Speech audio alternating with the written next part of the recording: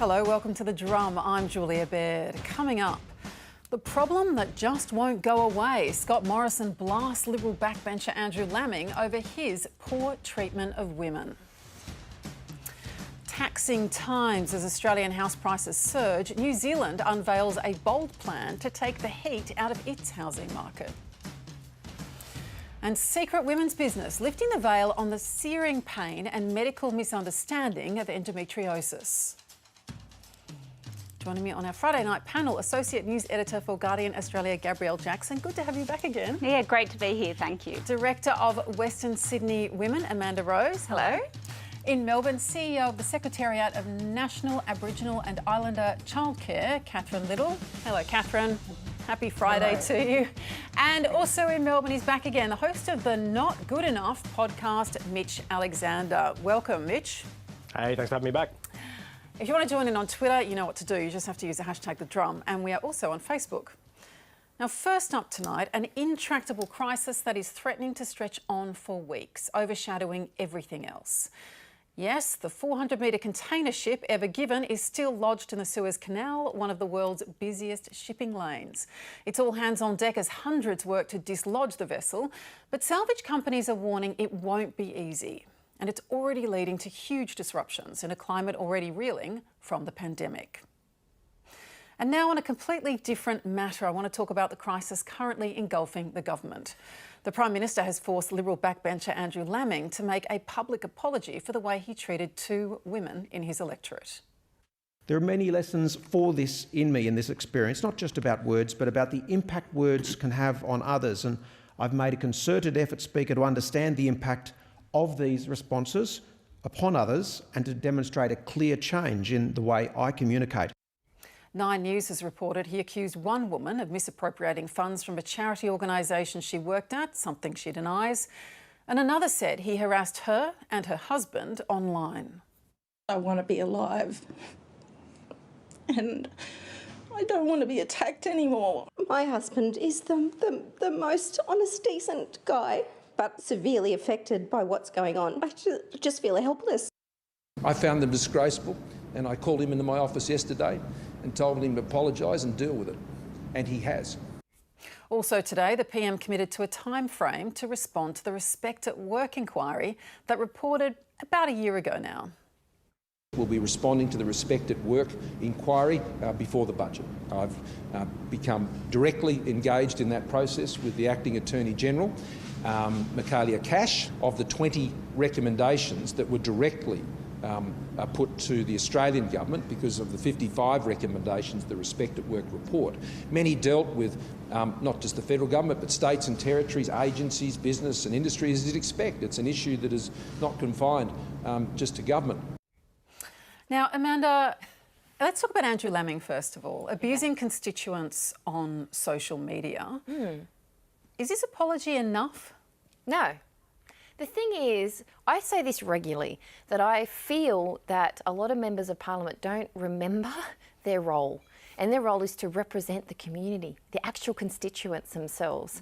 And, you know, you've got to lead by example. So to attack anyone at all online is horrendous. But as a leader of that community to do so says that this is potentially behaviour, you know, that he might have done other times privately. I mean, if you're willing to do it publicly, God only knows what he's doing privately. But look at the impact it's had. Look at the impact of hard-working, everyday Australians that look up to their members. They vote them in, they respect them, they're looking to them to guide them and help them to help their community. So I don't think just saying this is, I'm sorry, and saying it in Parliament, you know, to look good, I think that's enough. I think there needs to be a commitment to listening to his constituents and to the people more thoroughly and to show that he's genuinely sorry. And that takes time to show. I believe that we need to give people a chance to prove that they can change their behaviour, but to watch them closely in doing so. Catherine, do you think this would have been a big story if the media were not currently focused on the treatment of women by politicians? Yeah, probably not, actually. Probably not. Maybe it is a moment in time and a perfect moment in time to look not only at the language being used, but the type of culture that we want disseminated from our leaders, because language doesn't go far enough. You actually have to change your behaviours, and changing behaviours is a lot bigger in terms of a piece of work than just saying sorry and being a bit more careful about what you say, because you've got to change your intent and your purpose as well. Mitch, you've been observing this for some time now, as we all have, and it actually seems astonishing. Story after debacle, after abuse, after allegation. Where do you see the cultural problem lying?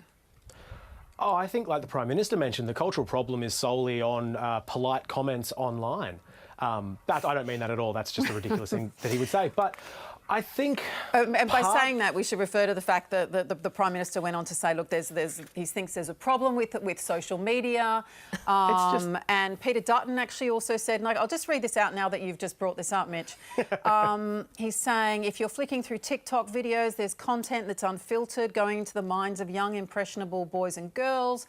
We've got to think about that. If you're playing Grand Theft Auto and you're a 13-year-old boy, you can go in there and go for a lap dance and shoot police. So let's have a broader conversation about those influences on young boys in a family setting, a societal setting, and particularly online. So the Prime Minister, one of his senior ministers, two of them today, coming out and pointing a finger at social media. Yeah, I'm sorry. I can flick through people's currently sitting in government and see aberrant behaviour there. I think it's quite an obvious attempt to deflect from a national scandal that he has no idea how to handle. If we're not talking about social media comments, we're talking about his government that he's leading, and he doesn't seem to be doing a good enough job at that.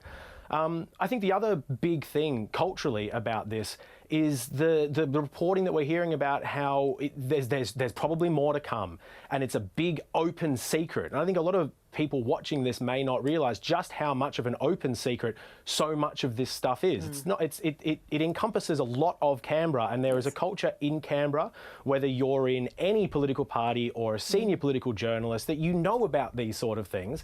And I think what we're seeing now is a lot of people finally pushing back against the systems that we have in place that haven't allowed them to push back before. And we're saying, you know, pushing back against defamation law and things like that, where it's like, you know what, I think this is just about time to burn everything down, possibly. Getting to that point. We'll quote you on that, Mitch. But it's it's an important point. It's not that these things were not known; it's that they were not reported.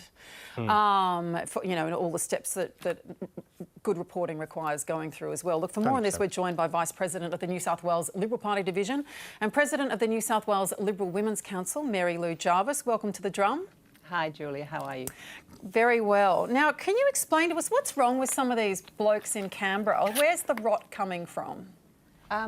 I think it's been a case that where people get into these positions, they are empowered, they think they are perhaps better than they are.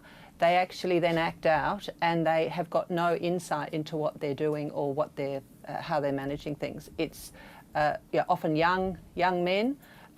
Perhaps they haven't had the advice that they need in relation to how they're meant to behave, and they think that they can get away with it. And the problem, of course, has been that people have got away with it for so long. Now the line's been drawn in the sand, and it's not going to happen any longer. I think things have flipped around completely from where they were, say, 5-10 years ago. Before it was, if you caused any issues as a woman, like sexual harassment, your career was over. Now what's happened, because of what's happened in the last month, a bloke that does this now, it's a career-limiting move for him. Which is a fundamental shift from impunity, as you were describing. Now, you mentioned young men then. Can I just read to you an observation someone made on Twitter? A former young Liberal forged the fake Clover Moore document in Angus Taylor's office. A former young Liberal allegedly raped Brittany Higgins. A former young Liberal masturbated on a desk. There was former young Liberals organising sex parties in Parliament House. Is there a problem with the young Liberals?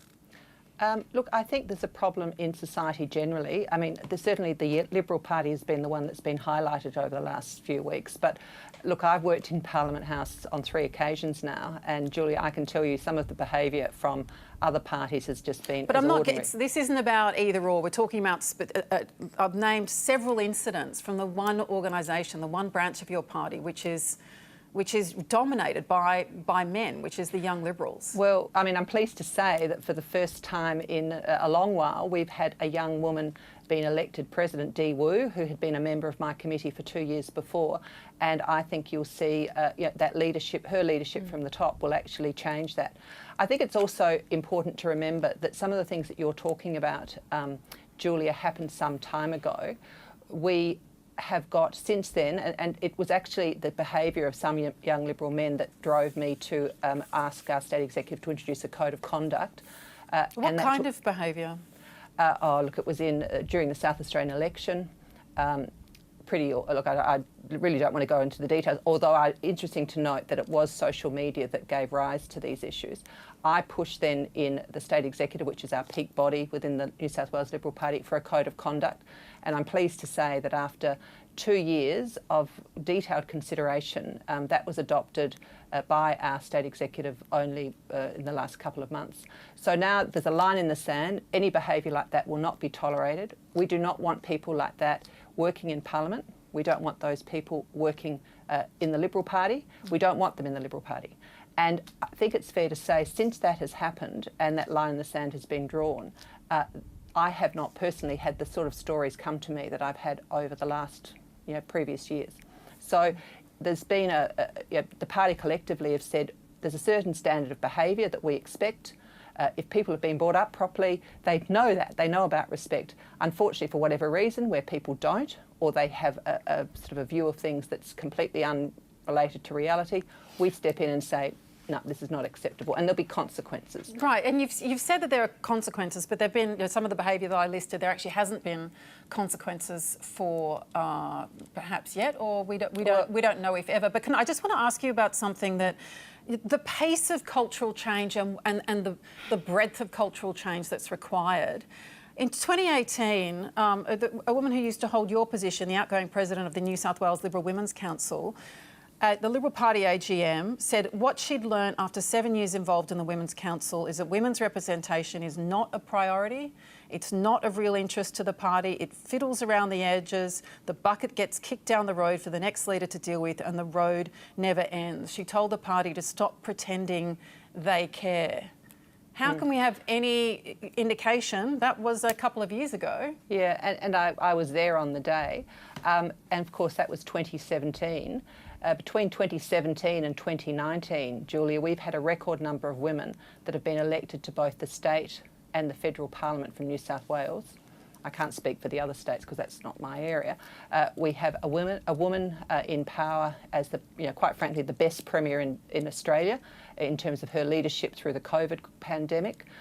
We have actually seen a lot of change. We have now the 2 most marginal seats in New South Wales at the last election being contested by women, Sarah Richards in Macquarie, who's a fantastic candidate, and I hope to see her in Parliament one day, and similarly Fiona Cotvoy's and Eden Monera at the by-election. So I think it's fair to say that that was a bit of a wake-up call when I came in. And certainly in terms of the training that we're doing to prepare women, we had, for example, 200 women registered at the last training session we had, which, interesting enough, involved Fiona Cotvoy's giving her tips about how you run as a candidate. Look, so I understand that, but it is so dire currently that the Prime Minister's suggesting quotas. Yeah, and I think it's fantastic that he's put that on the table. It's started a conversation already within our ranks. And interesting enough, today I had a number of discussions. I've been getting a lot of calls from women in the party, but I've been getting conversations and having calls from men, and men are really saying, well, what do we have to do? And that's where I think the shift has been. We have got the good men in the party are saying, this is actually going to be to our electoral loss if we don't do something. So I think across the party and across in Parliament there is now a mood for change. There will be action and we're ready to do it. And this issue has been going on for a month, Julia. It's not going to go away until for years, actually, according to internal Liberal Party reports, including the last one that was produced in 2016 for the federal executive. So I just want to bring in Gabrielle Jackson here. What did you make of the fact that the Prime Minister has turned around and said that he will look into the recommendations from Kate Jenkins' report? Well, it's like, oh, at last, why have you waited a year? I mean, for a month, the Prime Minister has handled this like a political problem to manoeuvre. Why has it taken him a month to say he's going to act on these recommendations, which for a month people are saying, why haven't you acted on these for a year? Of course, that's a great sign. You know, this is something that should have been done a long time ago and we have to applaud it's happening. Is it enough? I'm actually not convinced that the Prime Minister and other senior men in the Liberal Party really do get it, like really do understand. Yes, quotas are a great idea. It takes a generation. Labor introduced quotas in 1993. You know, you don't introduce them and then you have 50% the next day. It's the least that can be done and that should be done immediately. But yes, I'm really grateful that at last that what people have been calling for a year has now happened. And Mary Lou, of the recommendations, as the Prime Minister pointed out today in Kate Jenkins' report, a substantial number are state-based. So which of those have you recommended taking up in New South Wales? Well, we actually haven't gone over those recommendations as yet. What we're really focused on at the moment is things such as the Code of Conduct.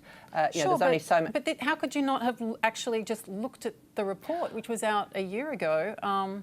Yeah, the respect at work. Yeah, and in fact, as you're aware, and I wrote an op-ed last year around the time of the budget. There was funding allocated then. I mean, the reality is that there are a lot of issues that we need to address. Respect at work is obviously one of them. But what our fundamental problem is in the Liberal Party, we need to get more women elected. We need to do it quickly.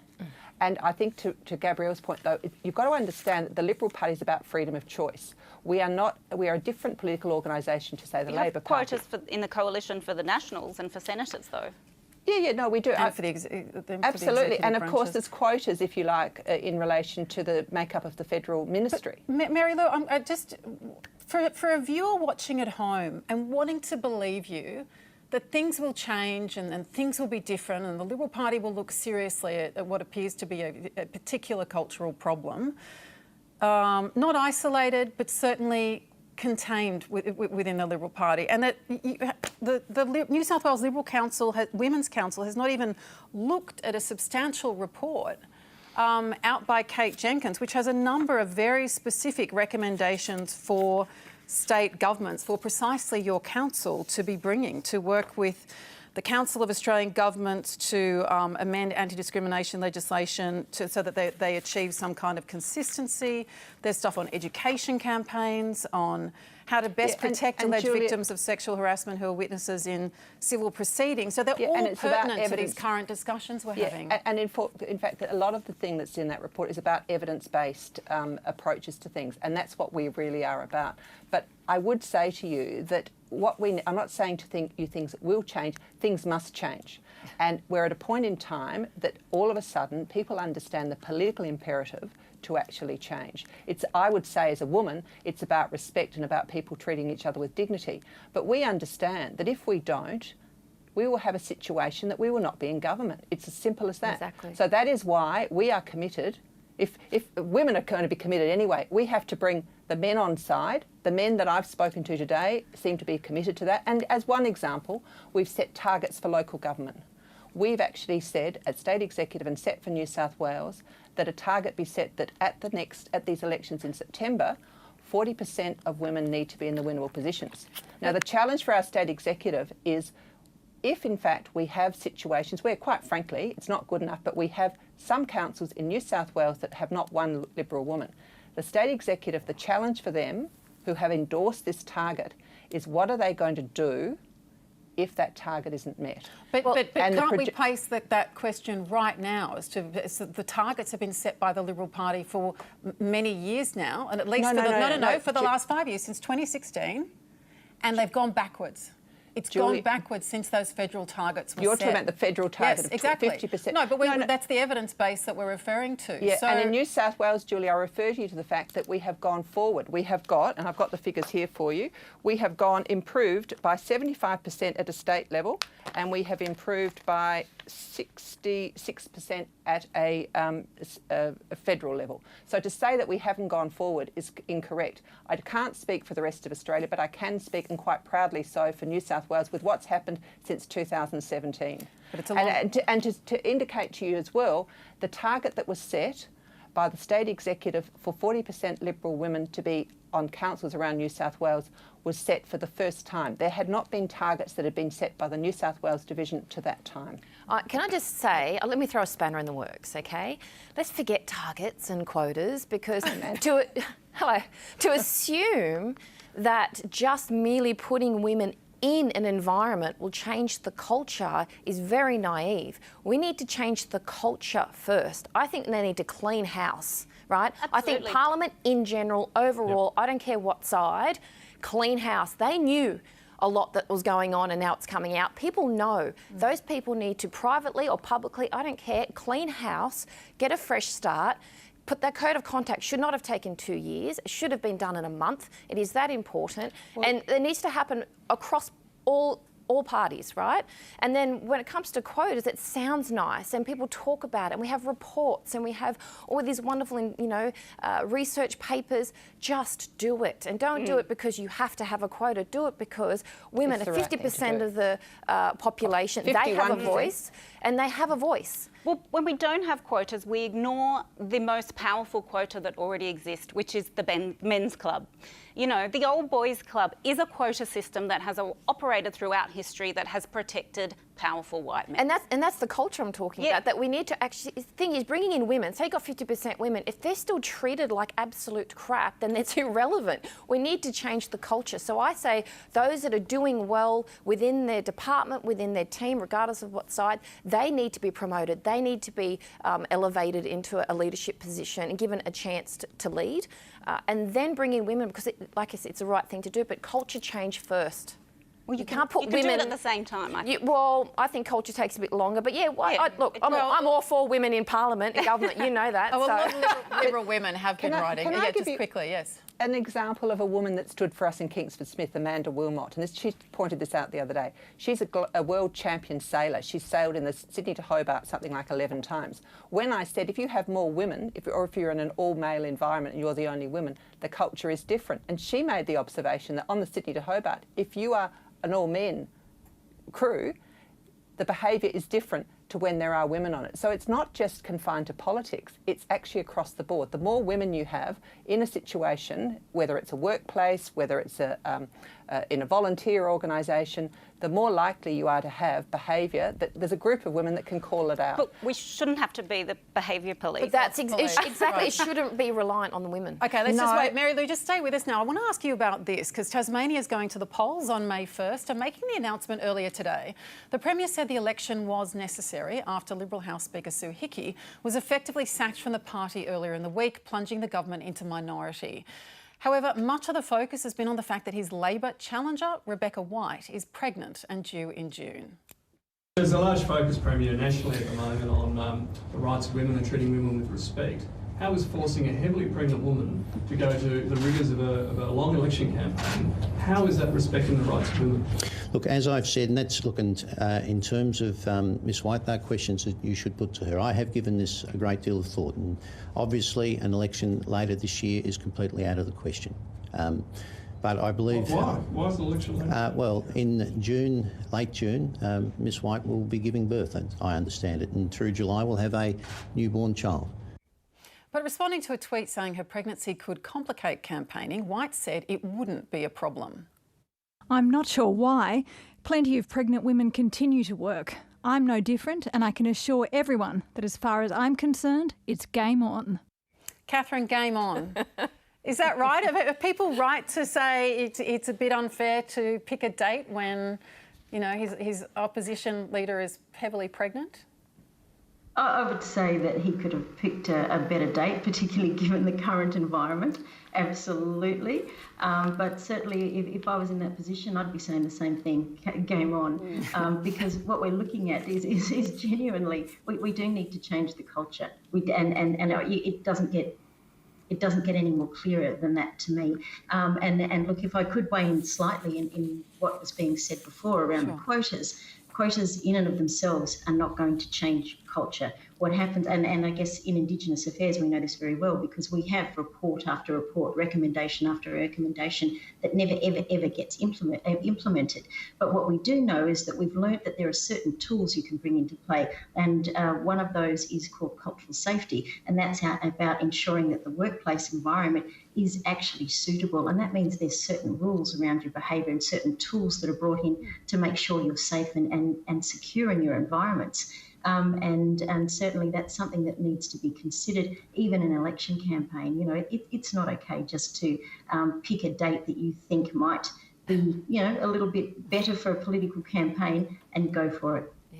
Mary Lou, what's your view of that? Well, I'm thinking back to when I was pregnant in politics, but that was local government. Right. I think it's a vote winner. I think if I was Peter Goodwin, I might have thought twice if I knew there was going to be a baby on the campaign trail. 100%. Well, look at what Jacinda Ardern achieved while pregnant, having a baby, and then, you know, being one of the most successful leaders in the world. How she dealt with Christchurch, White Island, coronavirus. I mean, I think he's in for a shock. Yeah. And I think the dismissive behaviour of that, or kind of like not my problem type thing, I thought, well, women are really speaking up, and there are a lot of ambitious women out there that want to see other women, especially mums, succeed. So I think it might backfire, and I'd like to see that happen. We had Jamie Abbott actually at the last state election up in Nelson Bay, Port Stephens. She actually had a baby, and she was out on the campaign trail, and she did very well when she had that baby out. She's a machine. And we hope she's now got 2. I think she could even do doubly better. Watch out, Labor. Mary Lou, before we lose you, can I just ask you, like, one of the things I've really noticed with some of the Liberal women in Canberra saying, OK, I'm at boiling point now, I need to talk, I can't take it anymore. Catherine Cusack saying, come on, I need to go public with this. Now, we know there's a cost for those women. We know that going what we call off message, there's often a professional cost for that, and you lose the whole sense of tribal loyalty, or you can be seen as an outsider or not trustworthy. But so I can see now that a lot of Liberal women are being furious in private and being very careful in public. Now, you're obviously a good representative of your party, and you're loyal, and you're someone who thinks that your party still has the best to offer this country. But do you think that we need to be having women in these parties speaking candidly, honestly and fearlessly about the real problems in order to hold those men to account instead of having to toe the party line? Well, Julia, I think there's more than one way of skinning a cat. Suffice to say, the conversations I've had over the last month with people that I see in a position to change things have been had. And you might say, oh, well, why aren't you coming out more publicly on that? I, in fact, have. I was the first one out after the Prime Minister on the ABC on PM that night to support him in terms of what he was doing, because I saw the opportunity. We had to seize it. The Prime Minister, for the first time, is talking about quotas. We need to actually look at that and say, OK, let's look at quotas. Here's the problem of where we've got to get to. This is where we are now. How are we going to do that? And as a result of which, I mean, just as one example, we have an internal page.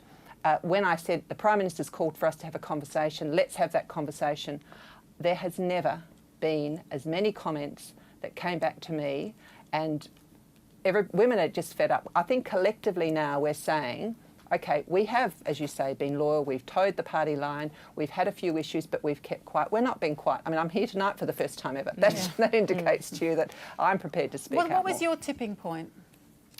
My tipping point, to tell you the truth, was it sounds bizarre, the meditation room. Because I was in Canberra in 2013 to 15. My mother had died only 2 weeks before. Peter Credlin had kept this position open for me as a ministerial advisor to the December. I was pretty grief-stricken. I thought it wasn't a good idea to go and cry in the toilets. Somebody said, oh, it was the prayer room. So I went up to the prayer room.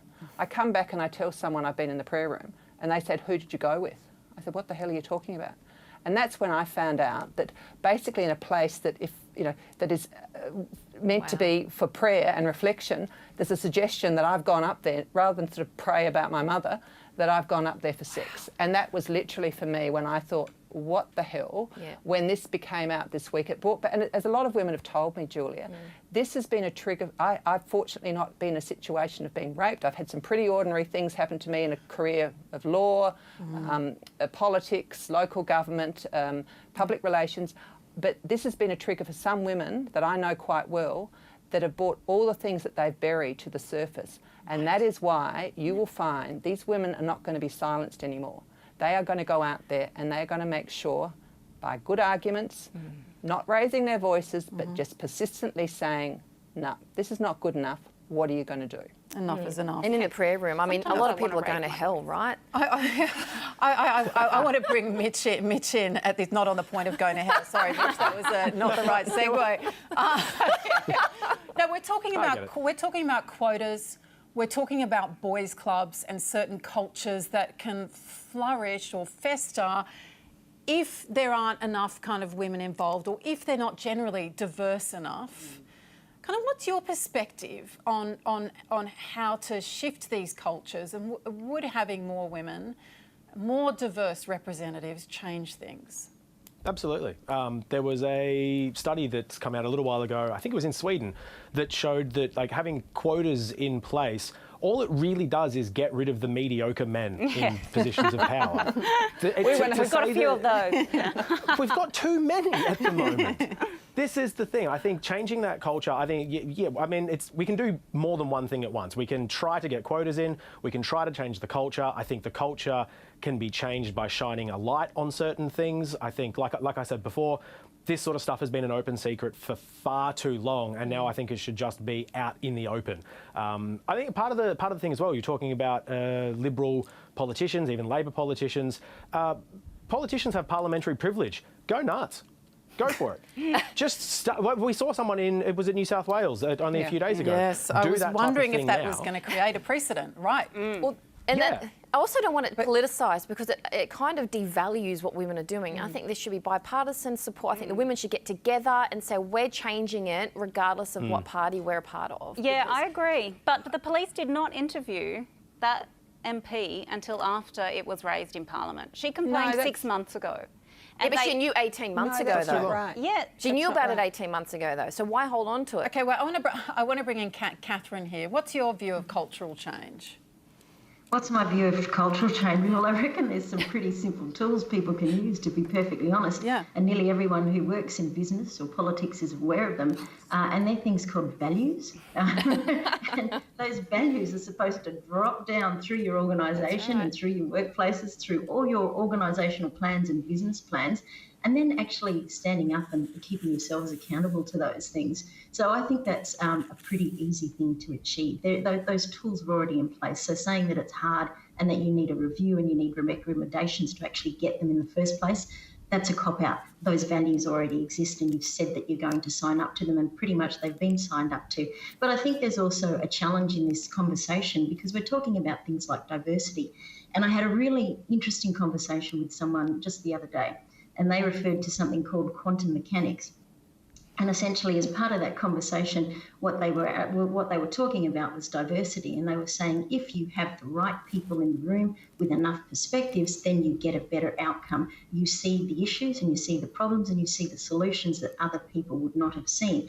And I think sometimes when we start talking about quotas and diversity, while we have to have those conversations, there's a risk that we're using language that diminishes what is actually good practice, good common sense practice to get the best business outcomes. This is not brain surgery. Every single person on the panel is nodding right now, Catherine. But Catherine, before we're almost out of time on this, but before we move on, I want to ask you, while we're talking of reports left untouched, recommendations not followed up, it is almost exactly 20 years, 30 years. My maths is great on a Friday. Almost 30 years since the Royal Commission into Aboriginal Deaths in Custody came out with its recommendations, but they've been, in the last 3 weeks, there've been 4 Aboriginal deaths in custody. What does that tell us? It tells us that one of the most fundamental and foundational reports ever written in this country was not taken seriously. And that report had structures, it had systems, it had suggestions for policy, all encompassed in it, and it wasn't considered worthy for implementation. And I think the fact that we're still talking about 4 Aboriginal deaths in custody, we're talking about them as stats. These people were real people. They were real lives. These are people who did not deserve to die. There is something fundamentally wrong, and we've lost, I guess, I've talked a little bit about language. We've lost the humanity. We've lost as a society. People are not seeing these as whole humans. Like, it is just fundamentally inconceivable that you could be in an institution that is potentially about keeping communities safe and lose your life as a result of it. I don't know. It's unfathomable to me that we're still having this conversation, and that report, which is referred to by every expert in the country, is still not taken as seriously as it should be. Right. 30 years, it's absolutely astonishing, and people still dying. Look, we're going to keep returning to this on The Drum, and I want to remind everyone that who we have on our panel, which is Lou Jarvis. She's the... Oh, no, she's not. I'm saying thanks to Lou Jarvis. Sorry about that. Wow, this Friday, I'm just really on fire today. Wine, please. Lou, thank you for joining us tonight. Thank you. I know this is the first time that you've done it. It's been great to have you on. Great to have your perspective. I hope you'll join us again and keep on talking. Lou Jarvis, thank you. She's a VP of New South Wales Liberal Party Division and President of the New South Wales Liberal Women's Council. Now, I want to remind you and myself that you're watching The Drum. With me on the panel, Associate News Editor for Guardian Australia, Gabrielle Jackson, Founding Director of Western Sydney Women, Amanda Rose, in Melbourne, CEO of the Secretariat of National Aboriginal and Islander Childcare, Catherine Little, and host of the Not Good Enough podcast, Mitch Alexander.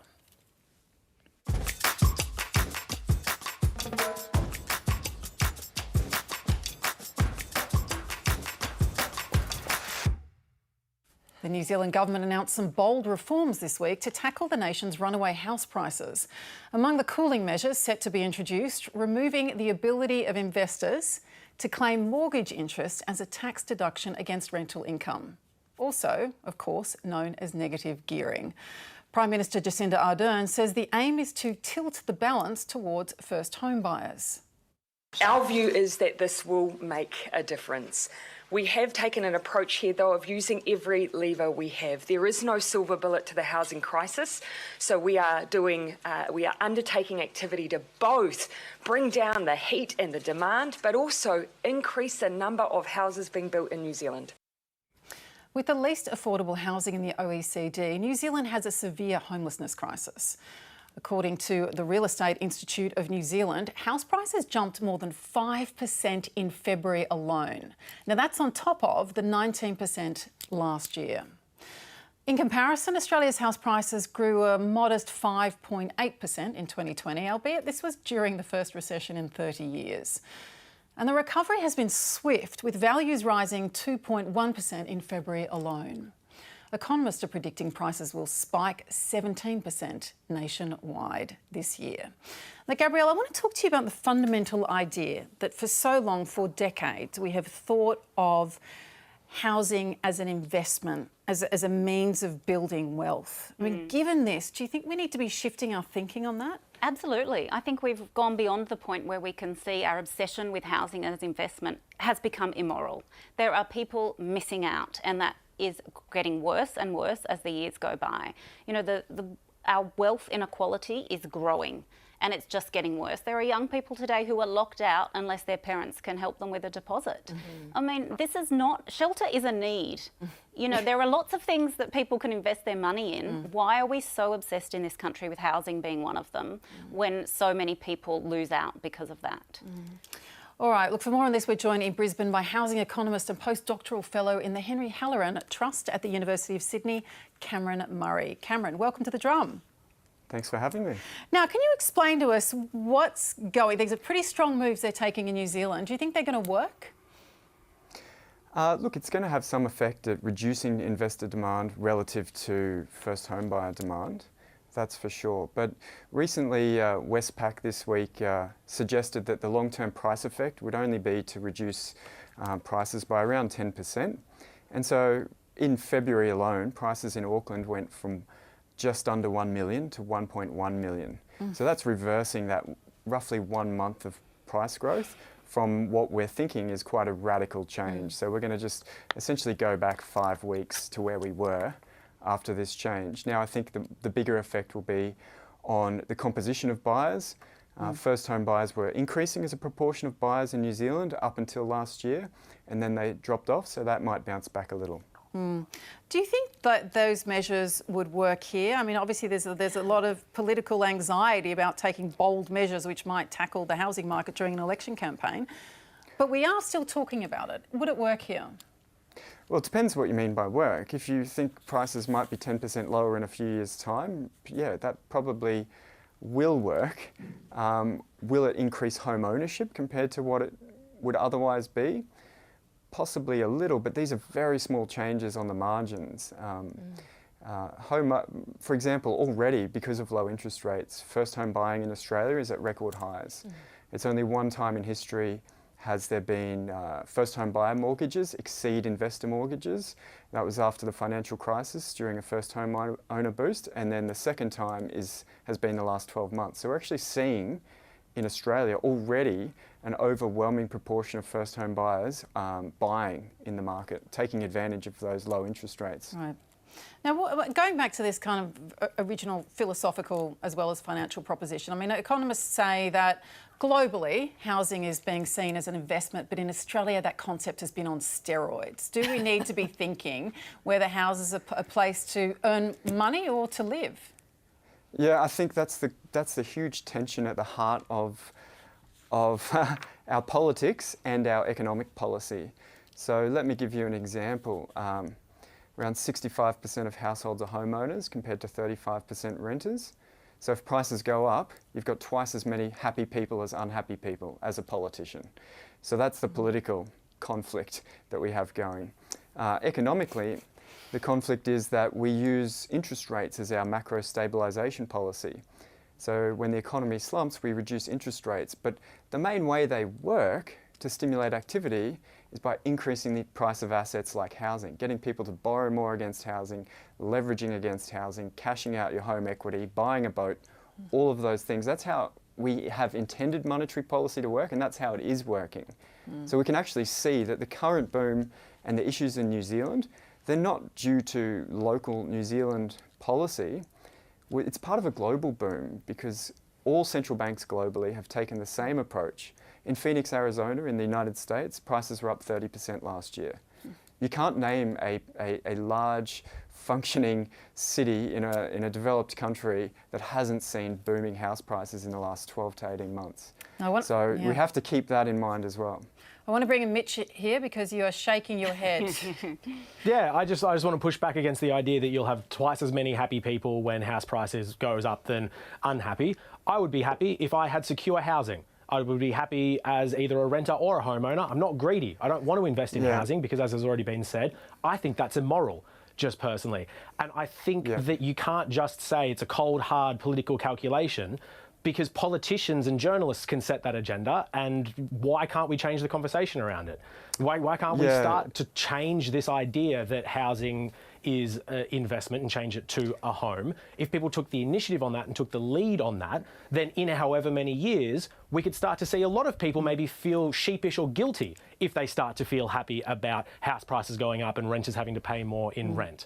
Like, I just don't think that calculation, it may have played out in the past, but even that isn't an excuse to work against it in the future. We just need, that's a political and a moral case, not an economic one. Yeah, so I agree that it's not the ideal way to organise society by our largest policy tool being used to keep house prices high. I think that's not a good idea, and I totally agree that shelter's a human right. And personally, for example, I've proposed many times to radically expand public housing, to adopt Singapore's approach. Okay, so 90% of people in Singapore live in publicly developed housing because 50 years ago they said we can't have people living in slums, we're just going to build them housing and give them to them, literally at cost price. And anyone who turns I think it's age 30 now in Singapore, literally the government will give them a house at cost price, like construction cost. So yeah, I'm all for that, but I think the political calculus is real. We've got trillions in housing debt that we have leveraged into this market, and you know, if prices fell 50%, yeah, we're going to have a huge economic recession. That's the tension that's going on here. So yeah, those people whose houses are going up, they really care about that money and the value and what they're leaving to their children. I'm not sure if we can do that.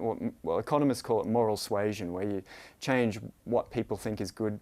I'm just not sure that works when the political calculus is so lopsided. Moral suasion. I haven't actually been writing that down. I have not heard of that term before, but I will return to it. So, look, it's obvious that homeowners and prospective buyers are feeling the squeeze, right? But what if you're one of the 32% of Australians, as Mitch was saying, who rent?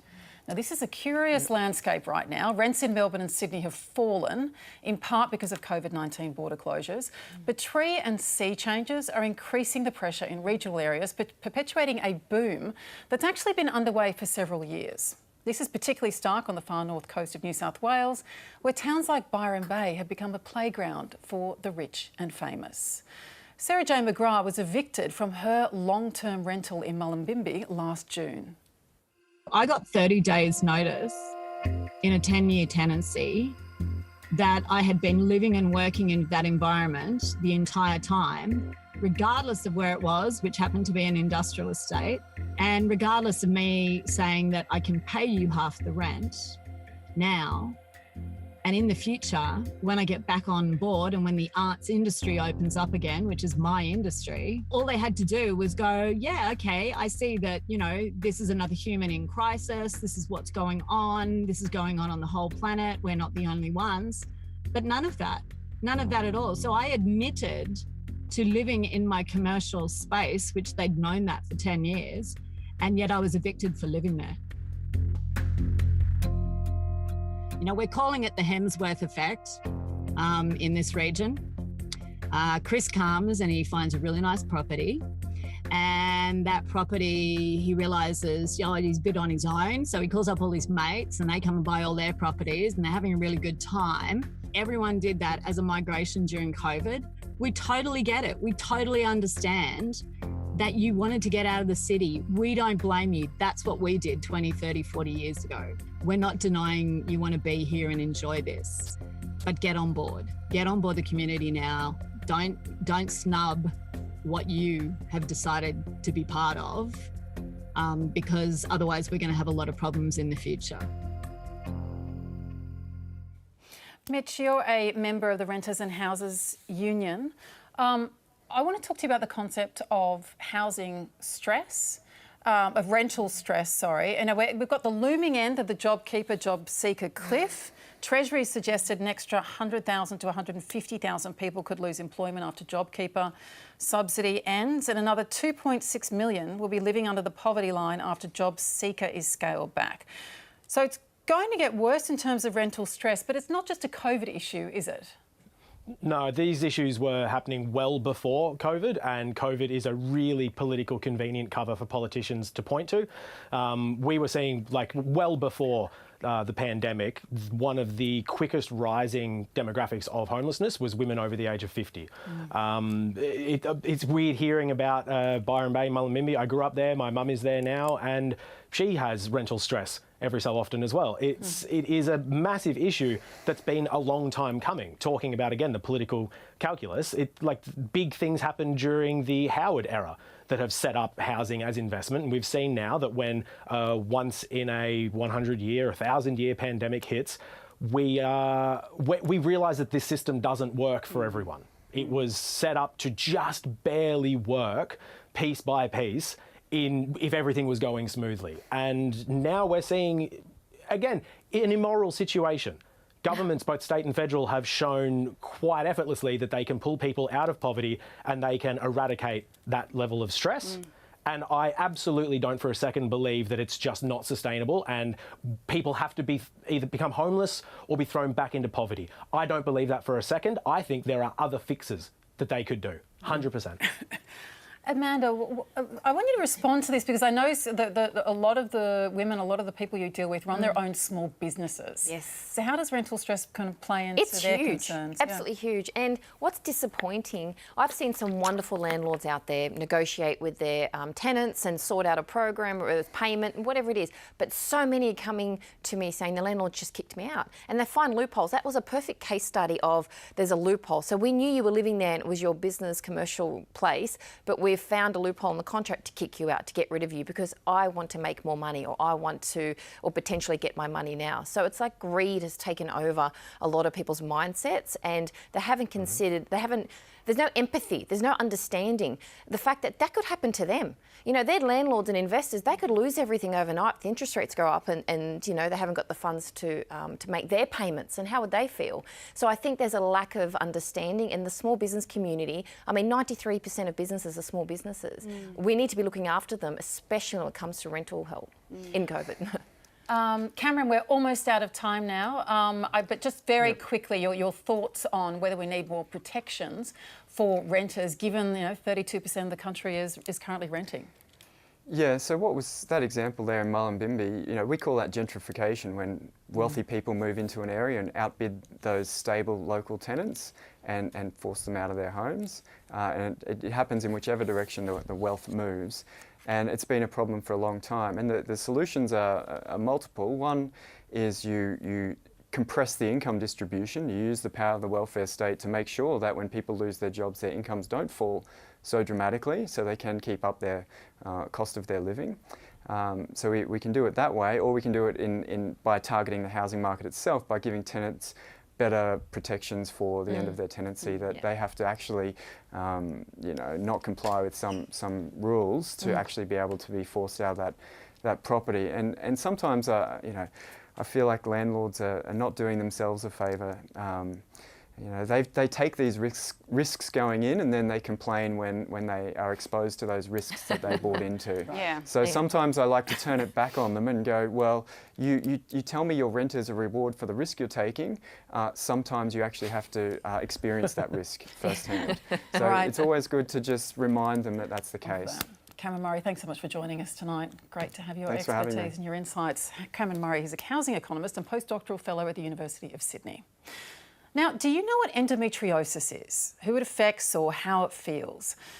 Despite impacting as many as 1 in 10 women, for most people it's kind of a mystery, long dismissed as just another lady problem, and a very painful one. Triple J's Good Nights host, Bridget Hustwaite, was diagnosed with endo in 2018. Since then, she's chronicled her illness on air, Instagram, and now in a new book. How to Endo was inspired by years of dismissive doctors and unhelpful misinformation, and she says it's exactly the sort of resource she wishes she'd had as a teenager. It took 12 years, if I base that on the first time I saw a doctor when I was 15 and had really painful periods. It was a really generic consultation. I was just told to go on the pill and kind of just set on my way. There was no mention of endo, didn't even know it existed at the time. But then over the years I experienced other symptoms which kind of, spread out to beyond just my period. I was getting painful bowel movements, or when I was emptying my bladder, when I became sexually active when I was 18, that was particularly painful. Fast forward from, the first time I went and saw a doctor to 2018 when I had my first surgery and official diagnosis. It was a 12-year journey, and, throughout that time I dealt with various doctors and medical professionals, some who did believe my pain, but also sadly there were others that just dismissed it.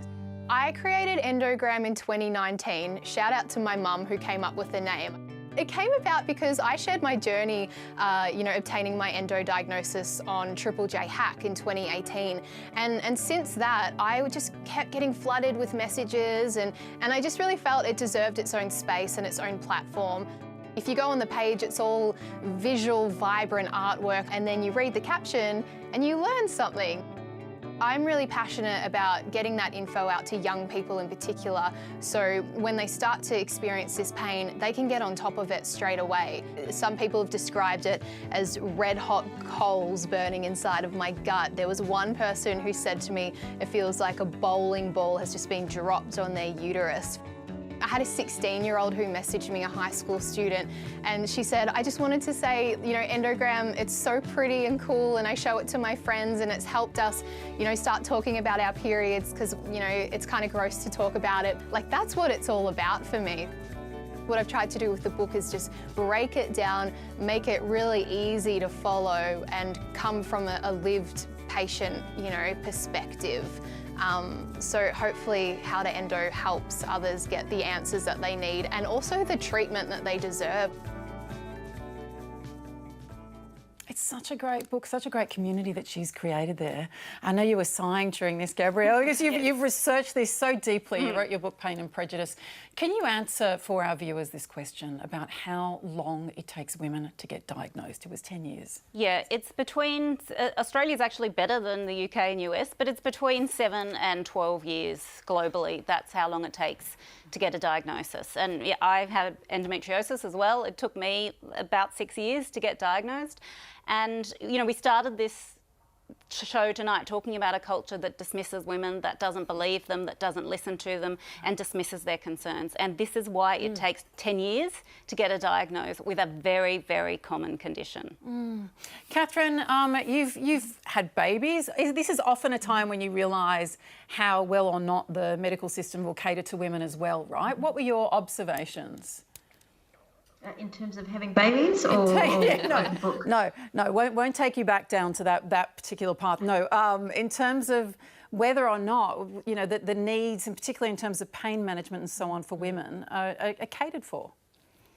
No, look, I would say they're not. And again, I think that does come back to culture and who's setting the parameters for research and those sorts of things, because we probably, to use that term diversity, don't have enough of our perspectives in the right spaces at this moment in time. So certainly, you know, if I do go back to when I had babies, you know, I had preeclampsia, and at that point in time we could put people in the moon, but you still couldn't tell someone why they nearly died having a baby. And this absolutely applies to the endometriosis space. And I think listening to that, how long it takes to be diagnosed, for me as an Aboriginal person, that's really, really concerning, because for our most vulnerable population, I suspect that means they just can suffer, because I have never, ever heard someone from my family or my community talk about actually having that as a condition. Yeah, wow. And Gabrielle, just quickly, can you also tell us what you found about how and why it is that it's men that are experimented on? Yes, not women. You know, this is the most amazing thing that I discovered when writing my book, that almost everything we know about human health comes from the study of male humans, male animals, even male cell lines. Like, the fact is They use male rats. Yeah, they don't even, because you know why? The estrous cycle, which is the menstrual cycle, might interfere with results. I mean, half the population has a menstrual cycle. Wouldn't it be interesting to know? You know, and another, that's shocking. And another thing also, women, I think culturally, we just take a lot of pain and we suck it up and we don't complain. Don't complain. You're a whinging. Don't complain. Yeah. All right. Oh, well, on that note, we're going as we hobble our ways into the weekend, thank you so much to our panel, Gabrielle Jackson, Amanda Rose, Catherine Little and Mitch Alexander. Hope you have a great weekend despite everything. We're going to see you again next week. Good night.